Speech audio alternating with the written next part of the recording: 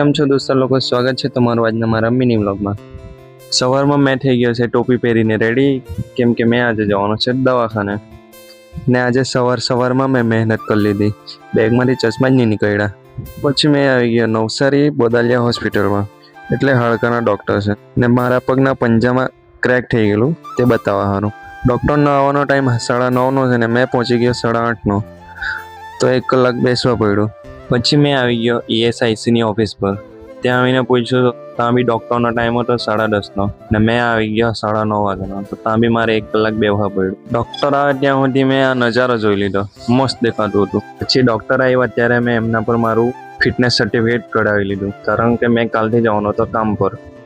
Certificate લઈને મેં નીકળી આવ્યો ઘરે આવીને ખાઈને મેં નીકળી ગયો નેર બાજુ। અત્યારે તો બપોરે ઘરમાં બેસાય નહીં, એટલે મેં નેર બાજુ નીકળી જાઉં પવન ખાવા સારું। પછી મેં નેર પરથી 4 વાગે ઘરે આવ્યો। ઘરે આવીને પછી અમે નીકળી ગયા ગુડની સાથે પાણીપુરી ખાવા। પાણીપુરી ખાઈને અમે આવી ગયા ઘરે। તો ચાલો મળીએ કાલે, બાય બાય।